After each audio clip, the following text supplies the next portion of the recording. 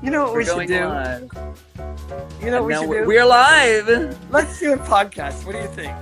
Let's do do it? one. Come The on, Working let's Actor do one. NYC. The Working Actor NYC. That's Patrick Richwood. Benjamin Howes.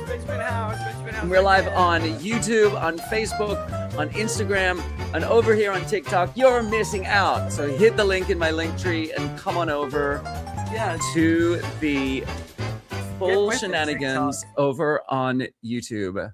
Get with it, you TikTok people. I know if I was more famous on TikTok, then we'd be able to integrate them into this format. But I'm not famous enough on TikTok, so there you go. Wah, wah. Is that a sentence you ever dreamed of saying in your entire life? I'm not famous enough on TikTok. I don't even know what that would mean. Like a year and a half ago, I didn't even know what that meant. I don't know. I would mean when I was growing up Look at us in now. Hollywood, there was a restaurant, famous restaurant, old restaurant called the TikTok, and we used to love to be taken there by our parents because it was fancy, but the whole place was clocks inside. Everywhere, clocks everywhere, and on the hour they were like just cacophonous. and we loved it. Like as kids, they were like, "Oh, could you please pass the gong gong gong gong gong gong?" I'm sorry, all these but cuckoo clocks and everything. It was really fun. The TikTok. I wonder if that's still there. Anyway. Welcome to our podcasty, where we're going to get into some deep stuff. But did you have a quick little field report that you wanted to share? I have a field report about this Post-it. Okay. This Post-it came to me. Okay, 4 seconds on the clock and go. No, I don't have a field report this week. Sorry. You don't have a field report? Okay, I'll give you a little field report because I am 3 days into rehearsals for A Beat of Our Own at the McCarter, and I have learned 3 things. 3 days, 3 things. Number 1, my body still works. That's a good thing to know. It's a good thing to know. We started because it's a dance musical, and so we started this process with a 3-day Bhangra boot camp. And at 55, I was genuinely concerned how I was going to keep up. Turns out, going to the gym, doing a little strength training and cardio has paid off. I'm doing good. Because of Bhangra boot camp. I survived Bhangra boot camp. The second thing I learned is that I am better. I am good at being a beginner. Like I don't know the Bhangra vocabulary. Other people have way more experience with it than I do. You don't know the Bhangra vocabulary? I did not know my Punjabis from my faslas. So I'm now... Where have you been? Slightly better. But I've gotten much better at sitting in the discomfort of not being the best in the room and just learning. Like I'm way better at that than I used to be. Because when I was a kid... I wrote about this on my Substack essay this week. When I was a kid, if I wasn't good at something, I would just quit because I didn't want to get to the point where I was confronted with how I wasn't good at something. You know what I mean? Yeah. But the third thing that I learned, and I thought this was really interesting, is that this is a new thing, was I've learned how to read the stakes in the room. Like this is a Broadway-bound musical. It has been around for a long time. And what happened on the first day of rehearsal was that I noticed that there was an intensity in the creative team. And it wasn't off-putting to me. It wasn't sort of oppressive or weighty, but it was just clear that the stakes were high. And rather than dismissing that and saying, well, I'm just here to play and have a good time, I've sort of taken it on as like, there's going to be an interesting balance for me in finding out, can I keep my work at that level of the stakes and also be free to play and be curious and bring joy to my work? Because that's when my work is really good. You know what I mean? I do know what you mean, but having worked with you, I will say that it never strikes me that you are not that you are not operating as if the stakes are high. Like you're always operating at your very best, in my observation, in rehearsal and stuff. You know, you're always bringing your A game. You're always, and your work ethic and everything. So for me, it's almost like it seems like that's a good thing I guess that's a good thing to distinguish for yourself. But if I wonder if it's necessary for you to, it's almost like you're already that's what you already do, Well, you know? do you know what it was, Patrick? It was just that, like, when you go into a show at good speed and that first day has speeches by the higher ups, and they can say things like, this is it's going to be a really fun show for our audience. And it's going to be, let's just do good work and have a good time. And that is all part of what we are doing here at the McCarter. And there is another level, which is, and we've been doing it for 10 years, and the next step is Broadway, and we need to make sure that we're using this as an opportunity to elevate the work to that level. And so it was just something I sort of became really aware of. And I was like, right, there is a whole industry. There are hundreds and hundreds of people whose future careers depend on what we create in this room during this period. See, I would be running from those thoughts like a chicken, because I've decided to embrace it and move towards it. Okay, I'm gonna. You keep me posted about it, because that's really a fascinating, experiment, isn't it? It's like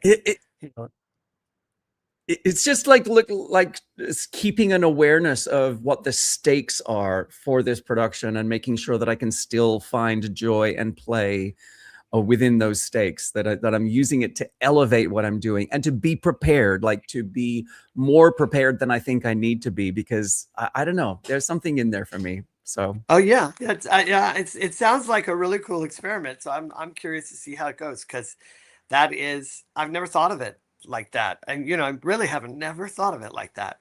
Yeah. So yeah, I want to know. We'll see how it goes.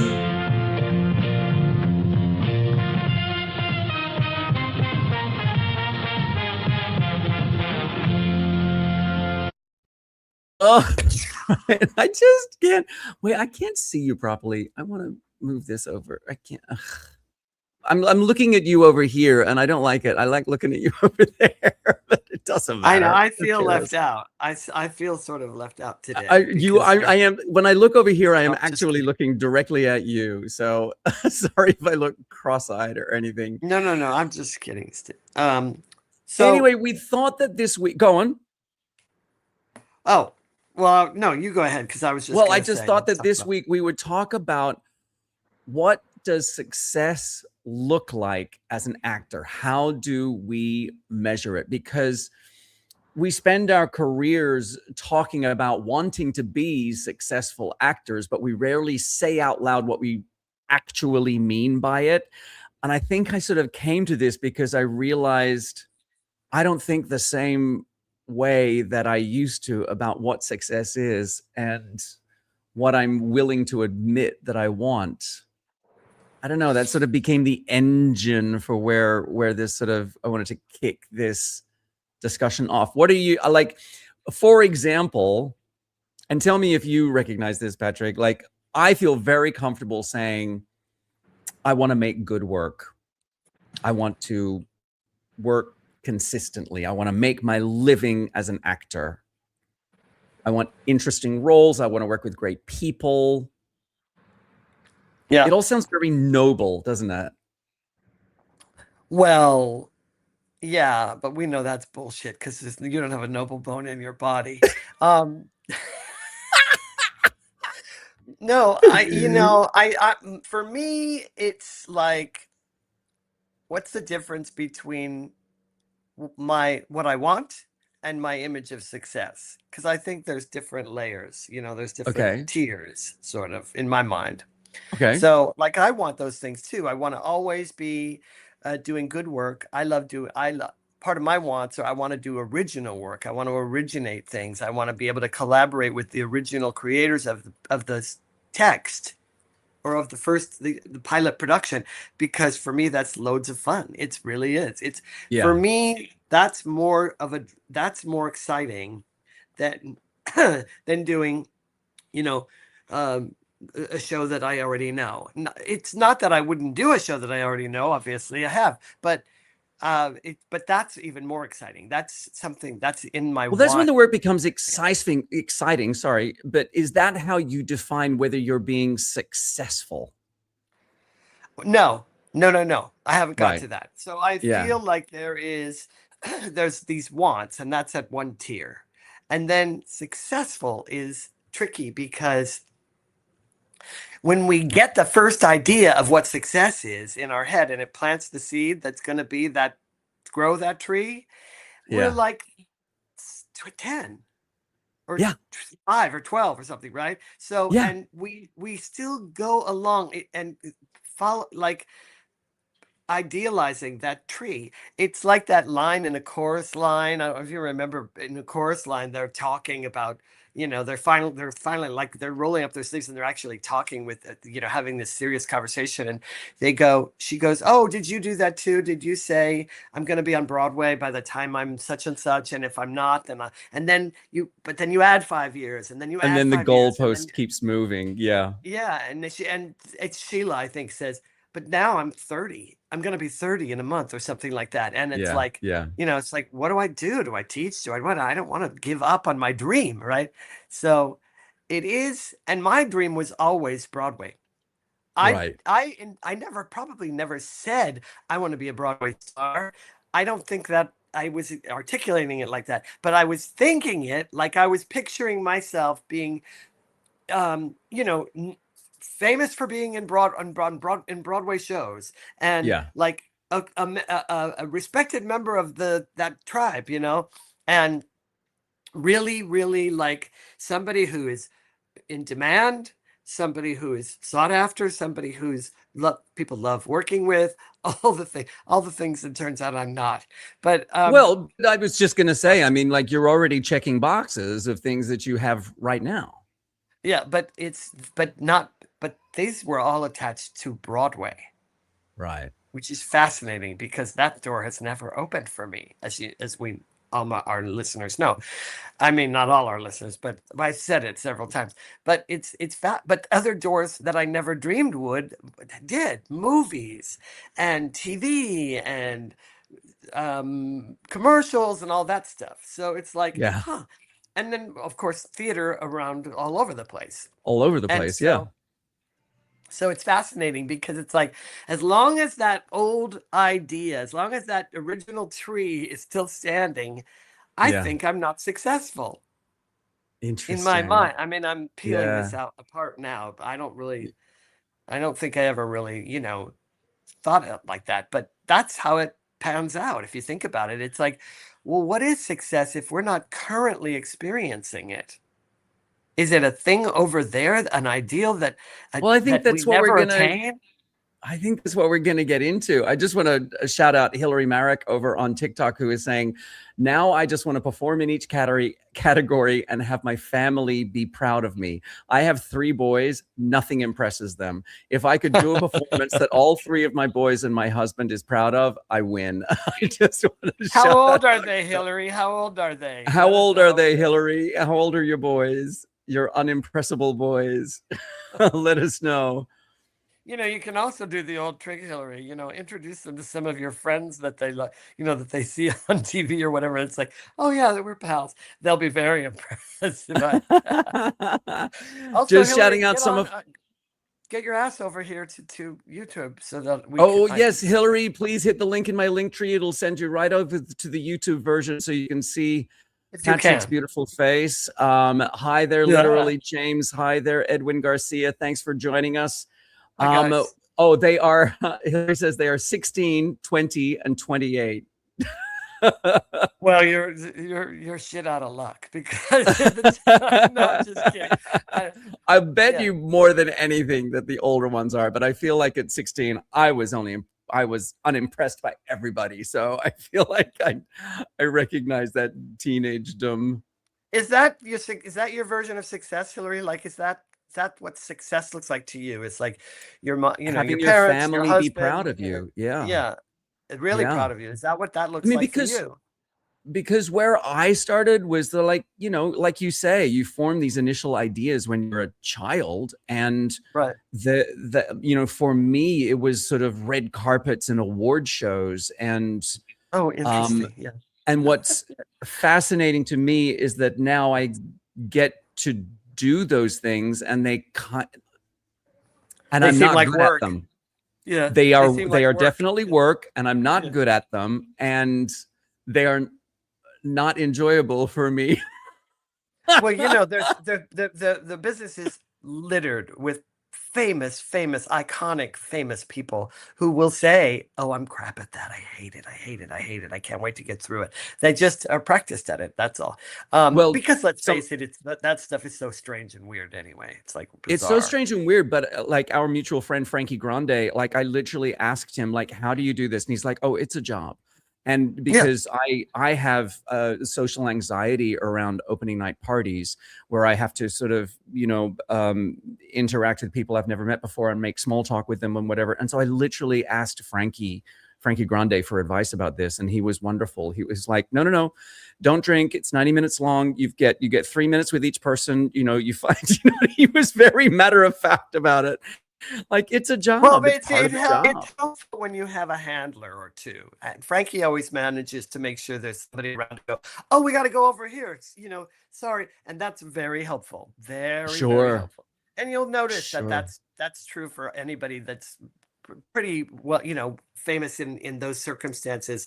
They wouldn't dream of going on their own. They go with a handler, somebody that can be the, you know, at Disneyland. Oh, Mickey's got an appointment on the other Oh, side of I the would park. love We one have of to go. those. Yeah, exactly. I He's would got to love one of go. those. Oh, I'm sorry, I gotta go. I tell you Sorry. what, next time you and I are at the same party, I'll do it for you and you do it for me. Okay. Oh, well, no, because I know that I'm gonna go. Oh, Benjamin, we've got that, and you're gonna be like, shut up. This is important. I'm gonna be the one time that it's not right. You ruined that. I was gonna get a job. Why did you come up to me then? I'm sorry, I didn't. You Um, show of all the moments, you chose that one. Yeah.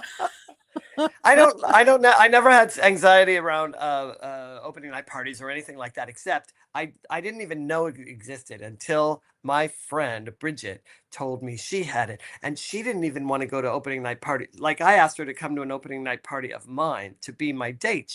Uh-huh. And she really resisted it. She did not want to go because for her it's like, I mean, she had her own reasons. I think for some people that it's like, I mean, it's all well and good. I'll do that for you. I'll be a mensch and do that for you. But now it's a job for me because I'm going to be invisible Right. while you talk to people. And you know what I mean? It's like, that's no Oh, I fun either. see.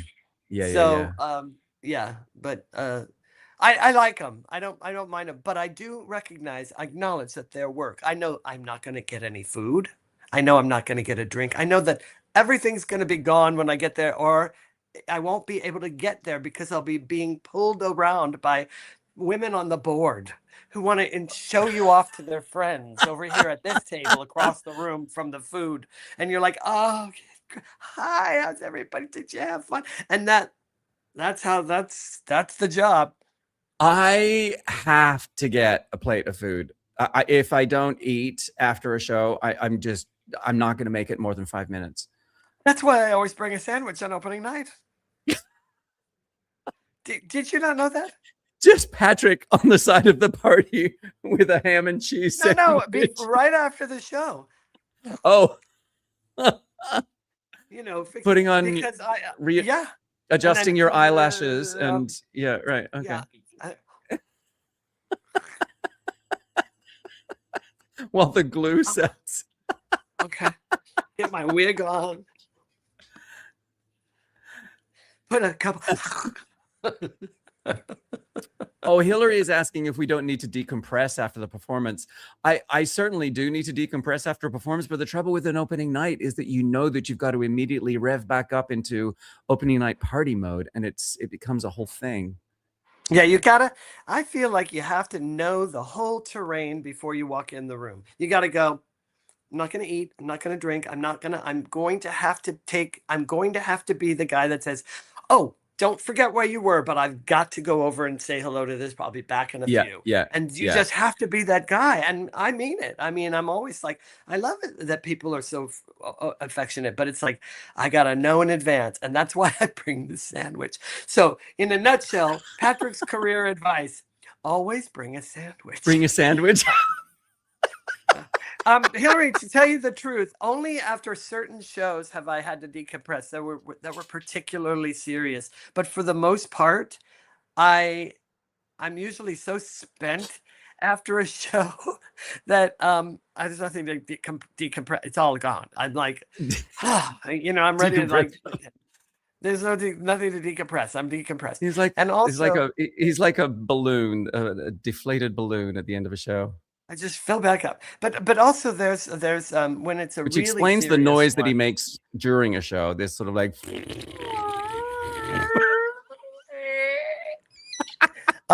I fill back up quickly, but also if it's a really dark show, and I've only done a handful of those, but I've done, I'd say I've done 9 or 10 shows that were deadly serious, where I, like The Seagull is a good example. I'd kill myself at the end of the show. Right. So it's not, but by the end of that, I guess for me, I've gone through it and it doesn't stay. It's once I'm through it, it goes bye. Right. So I actually feel lighter at the end of a show than you know what I mean? Anyway. Yeah. I know everybody's different. Obviously, everybody's they've got their own thing, but that's for me. Back to success. So I think getting famous is obviously a measure of success. I think anybody who is famous, whatever that means, can say, yes, they are successful. What about, because I'll tell you something. Wait. Go for it. Oh, go ahead. Okay. I gotta say, there are countless people that will tell me I'm famous. I'm not famous. Nobody knows my name. People in the business, but I'm saying, like, when people see me, they're like, I know you. You're that guy from da da da. Now that's a form of fame, right? But it's not really, because I've left an impression on them, but I'm not. I'd say what I am is recognizable. Fame is different. Fame is like, I don't know exactly. Fame is I always think of it as the household name test. Like, do you actually know that person's name? That's a good, that's right. But then again, I would put, for instance, Bryan Cranston, friend of mine, I would put him in the famous category, but by no means in the household name category. Because if you asked a lot of people who love his work, they wouldn't be able to remember his name, because they're not seeing him in magazines every day, all the time. He's not on the cover of, he's not I think in order to be a household name, you either have to be playing in the world politics scene, like in this country, if we're talking about Americans, or you have to be like on the cover of People magazine and shit. Well, maybe household name is too broad too broad a category. Maybe just like being able to know somebody's name. Like, people may not know your name, but they know that they've seen you. Yeah, I'm astounded. And it's happened like 4 times in my whole life, when somebody goes, "Oh yeah, you're Patrick Richwood." I'm like, who wants to know?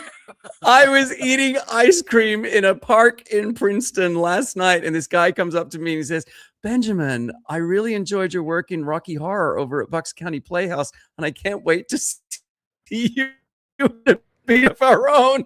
I was like, "Hi, you've arrived, Princeton. I've arrived. Here I am. World. I am famous in Central Jersey and nowhere else." That's wonderful. I love that. Hilarious. That's really wonderful. Turns out it's the guy that hired you, but I hope it wasn't somebody that I'm supposed to know who it is, but I did get his name, Chris. You got a fan. What if you can make your living entirely from acting? Because that was a big turning point for me. That does not make me feel successful. It does make me feel gratified. No, that's not true. It does make me feel successful. Now that I think about it, I just never really thought about it as like, yes, that makes me feel successful very much. Me too. When I was able to stop having to take restaurant work, I was like, okay, we've got somewhere. Yeah, I tried to get restaurant work back in the day when I was a young guy. I was going to every restaurant on up and down Columbus Avenue. Nobody would take me. They'd say, "Oh, we're hiring tomorrow," and then I'd go back and they'd be like, "We hired yesterday." And then I realized it was like Val again. It's another chorus line reference. I was like, dance card said dance 10, looks 3. I didn't have the look they were looking for in the 80s. There was a whole thing. Everybody was a supermodel if you were on a restaurant. It's totally true. If you look back at pictures Yeah, of the time, it's like I don't know, that was the thing. But it I'm was glad a because look if they were I'd going gotten a for. work job in a restaurant, I might never have escaped because it's like it can When entrench you. it's good money, once you get good at something, yeah, I but was it's always exhausting. jumping from job to job to job to job to job to job. I had a list of jobs as long as my arm. I really did, and ridiculous ones. I was the Macy's Easter Bunny. I was a street mime, handing out flyers. I was a bike messenger for an airline, a travel agency. Remember those? I The was bike messenger, right? Because you had to get the I tickets. They were in New actual York physical City. tickets That's that had right. to be, you I had to have a delivered to Paul physical ticket. McCartney. I delivered to Yoko Ono. I delivered to these amazing people and on my bike. And nobody was a bike messenger then. I mean, that's was before It was people before bike nobody shorts rode were bikes. invented. Thank God. Um, Now you even can't if they stop had, wearing them. even if they had been invented, I would have been probably wearing them wrong. I'd be wearing them on my head or something. Um, Oh, dear. Okay, anyway, then rabbit ears. what about what about just working consistently? Does that make you feel successful? Is that like a marker of success? Totally. Whenever the jobs that I've had that lasted a year or 2 or 3, Oh, like a series or a or tour, like those kinds of jobs, um, I totally go, this is so wonderful. And I don't know a soul who doesn't. I don't know a soul, no matter how famous they are. I mean, between the two of us, we know some pretty world famous people. I sure. don't know a single person who doesn't go, oh God, this is good because they know this might not be this way in 2 years. This show Right. could get canceled. I don't know the next TV series I'm going to get on. I really don't know the next time I'm going to get a national tour or a commercial or whatever. You just don't know. And Yeah. so, and it's not like you're saying, I never will again. But it's more like, I don't know. And right now, it's so wonderful. So, yes, that's a definite feeling of success for sure. What about being able or turning work down? I have turned work down, but it's never made me feel successful. I guess Um, I'm lucky, but I sort of, it's not like I'm ever thinking, oh, I'm going to turn this job down because I have something so fantastic to go to. It's like they're parallel jobs, but one just inches the other out. It either lasts longer or the paycheck is bigger or the part is more interesting, but it's nothing that makes me feel like, oh, wow, I'm really successful. I don't know. Am I crazy being able to turn work down? I mean, it depends. If you can afford to turn the work down and you feel good about turning the work down, then I would say that would make me feel good. I mean, do I feel like a success? I don't know. I'll tell you what does make me feel like a success. It's just sort of like parallel to that is, and I've Yeah. only had this, I think maybe two or three times in my whole career, where I remember one time I was driving home from a shoot. We were shooting a commercial. I was the hero in the commercial. It was a Okay. long 2 days. This was the first day of the shoot. And they knew I was in a show. I was doing a show that I had to be at. There was no understudy. And this was a wonderful company and a wonderful production of the play. And I felt amazing when I went home, took a shower, got changed, and I was driving back out of my neighborhood to go to the theater. And I remember and I knew I was going to be up early in the morning to go to the shoot. And I remember feeling really, really like this is what success feels like. And I Having haven't a thought about it in years. Like having the Yeah, two jobs at the same time and being able to like, yeah. yeah, I get that. Or knowing that I'm going to like I remember when I finished we when trying to think. It was after must have been after fuckface, what's it? A Pretty Woman was released because I remember receiving a big check for the sale to the initial markets. Right. And I was heading to, I had a month before I was going to start on a TV series. Right. And that was going to, if that pilot didn't get picked up, there was a guarantee. And so I was sandwiched between these two really great paychecks. And I was Yeah. like, I'm going to go to Europe. I was only about 20, I don't know, 25 or 26, 25, I think. Maybe even 1990. 24. Well, 1990 was when Pretty Woman was released. That's right. So that must have been 1990. So how old was I? I was 28, 27. I think I was 27. Anyway, I thought, I'm going to go to Europe. I never been to Europe. And I just remember feeling so great. Like, this is how it should always be. It's how amazing, you know, But or like, yes, but that measure of success became less important to you over time, or it sort of like stayed up there for a while, and then you're like, oh, maybe I can still feel successful without achieving that.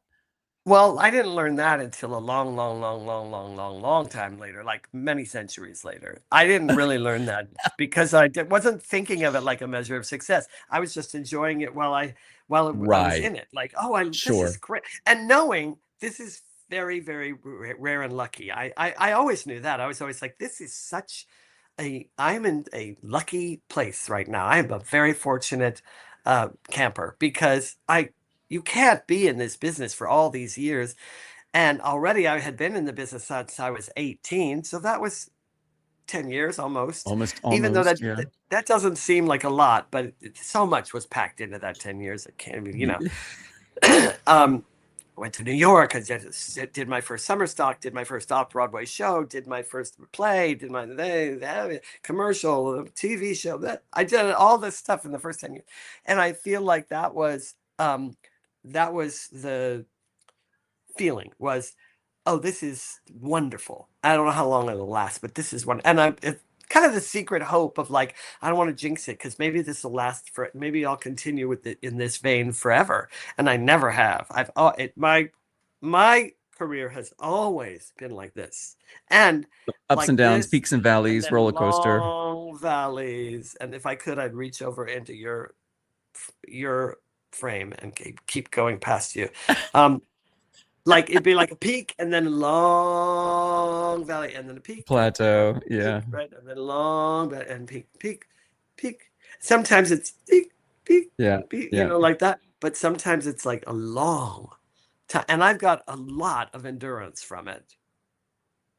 Yeah. Really. I sort of felt a little bit of that similar feeling last year where I just ended up totally out of the blue, like with these long jobs that backed up into each other. And Yeah. they were, I ended up working for a whole long stretch of the year, which allowed me to take 6 months off at the beginning of this year, to take 6 months off from regional theater work for the first 6 months of this year.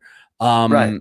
But that was a strategy. You had a strategy involved. It was definitely a strategy, really but I mean, leaning I into remember TV. thinking, it's interesting because I didn't define it as, I wasn't walking or strutting around in my head thinking, wow, I am really successful. Yeah, I did feel more like, oh, this is great. And I need to be smart about how to take advantage of it. I would say there are little things that anyone would assume would make you go, this is what success is. And I've had them, and you've had them too. That moment where they make you an offer and you didn't have to audition. That part. They just come to you. That makes me go, oh, this is what success feels like. Or being that's true. I hate to bring it down to something so base, but I would be remiss if I didn't say it also comes down to money. When you say ask for this much and they say okay, and you go, oh, this is what success feels like. Or the first time I was able to have enough, I'd made enough money as an actor to make a major purchase and be like, and write the check and be like, here you go. And that was like another time I was like, this is what success feels like. It was very much that sentence going through my mind. But they're very fleeting, those moments. It's not like I'm gone, well, here I am, and now I'm going. It's more like a moment of, and it does definitely have the word success in it, I think, in my mind. Yeah.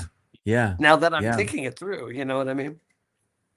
I feel as though one measure of success for me is that I can still feel excited about going to rehearsal at this age. Oh, that's a good way to measure success. I mean, because that's tied in with happiness, and it'd be so great if the way we measured success was how happy are we. That would make a lot of sense, wouldn't it? I I think I go back and forth between feeling like a measured success. Like, I guess I can look at it and do bullet points, or do a trajectory and go, okay, on paper I'm a success. Yeah. But I also How does go it through. feel though? Yeah. Yeah, like I am generally, like a lot of artists, always going, but I want to do this. This is what I Oh, want to do. That who was it who's talked dissatisfaction. the divine dissatisfaction? Who talked about that? It was somebody like Martha Graham, or somebody was like, I there's think the it was divine Martha Graham, dissatisfaction. or it was either Martha Graham to Agnes DeMille, or Agnes DeMille to Martha Graham, or one of those Something like old that. broads. Yeah. And she spoke about the queer dissatisfaction. That's what you want. There's no satisfaction. There's never dissatisfaction. It's only a queer dissatisfaction. Different use of the word queer back then. And I've always loved that quote. I don't remember who introduced me to it, but because it's true. If you're an artist, you feel that. It's like it's not a bad feeling. And it's not a disservice to the good. It's not shunning the good. It's just, there's always that little thing that wants to express itself, and that doesn't die just because you find more. made a bundle of money or something. And that sort of makes me think about the one way that I can measure my maturity as a performer is that I still have ambition, and I can still want to achieve things that I haven't achieved yet, but I don't want to achieve them because I see other people achieving them. This isn't about comparing my career trajectory against somebody else's. I want to achieve things because I think it would be interesting to take the work further, to challenge myself more. That ambition is not related to the achievements I see that other people are making. They're entirely generated from what I want. I'm the opposite. I want to be the best one. I want to be the best one. I want to win. I want to give me the prize. No, I'm just kidding. I don't have. I did not know you were kidding. I was like, "Where is he going?" I did not know that about you. But I will say this though: it definitely, from an early age, was tied in with other people. I won't say. I'm not sure if comparison was involved. I really am not sure, because after all, the only way to measure something is by comparison. But I mean, really, you can measure something physically without, you're still comparing it. You're comparing the thing to the measuring stick. It's just that we have different measuring sticks when we're not talking about literal measuring. And so in a way, it's always based on comparison, I just learned something about this, so I'm just going to put a pin in the comparison thought. Go on. So I guess I feel like that my idea of success has always been wrapped up a little bit in the tribe that I wanted to belong to. Right. Yeah. Just going back to the comparison thought, what I learned is that I somehow, in my maturing as a performer, I was able to stop comparing my career with other people's, because I could compare my career to where I had been. I was comparing how far I had come. So that was what yes, I was definitely comparing myself, but I was comparing where I was now with where I was Where you before. were, and you still do that. That's your nature. You opened with that. You were just saying, I used to feel this way when I would go into a rehearsal. Now I feel this way. It's a nice feeling. So I think that's part of your nature. Exactly. That's the other thing. Everybody's nature is different. So each person, like we may, a lot of us have a similar idea of what feels like success. But if we gathered up, if we said, okay, all the people that feel like success is this, we go over that pot and that corner, and we end up with lots of people in every group. But I think also we all have our nature. So how do we interpret it, and how does that affect how we go forward? I think another piece of success for me is in my mind is um, that thing about being in demand or Uh-huh. being wanted in the Yeah. field you're in. Like that's somebody we want and need. That's somebody we need that person. They're in Yeah. demand. That's that in demand feeling. I think that is one of the ways that I measure success. I look around and I see who's in demand, or look around in my life and go, am I in demand here, or whatever? You know what I mean? Like Yeah, how totally. much do they want me? I feel like that's a base way to do it, but that human beings do that. How much do they want me? S- Oh, So okay. I then feel successful. I'd be interested to find out, do you think that's what you'll want in another, when you're 75? Like, because at Oh, we're 25, way past. I'm looking over my shoulder at 75. I don't know what you're talking about. rubbish. He is lying through his Oh, it's pearly white teeth right now. But I'm just 700. interested because when you were 18, it was Broadway. That's how you knew you'd be wanted by Broadway. What is it Well, now, and what do you think it will look like in when you're 75? um, that's a good question. I think it's as I get older, it has far more to do with um what's going on inside than what's going on outside. Like it's not Oh, as much to do with the the surroundings and external the circumstances external and stuff, yeah, conditions. as Yeah, it is what's going on inside. And I think for yeah. me, the number one thing that I think I'm always pursuing or moving towards, whether I mean to or not, is probably it's just good old happiness. And I feel like I'm always sort of leaning towards happiness. And for me, there are two really important components, I think, or three to happiness. I think I was thinking about this when we said, let's talk about success, Yeah. because I Yeah. arrived at happiness. And for me, the components are you in the present with ease, or is it hard work to be? Are you, do you feel, like you have what's that word? Ach- um do you feel oh god damn it, what's that word when you've achieved a bunch of things, productive? Do you so funny. Refrigerator, no, that's not it. God damn it. Do you feel productive? If you feel productive, whether that's making your bed, going to the mailbox, doing, cooking dinner for 40, or, feeding the hungry all day, whatever it looks like for you, do you feel productive? Because I believe that the feeling of productivity is a Yeah. component of happiness that they say is really There's present in something the. about being useful there's something in there about eh, being used and useful and inactivity. Or Yeah, yeah, having yeah. produced a result. I think for some Yeah. people it's feeling useful, for some people that's not it. But it's something about having produced a result to whatever degree you feel that that's okay. I did that. I Yeah. feel good about that.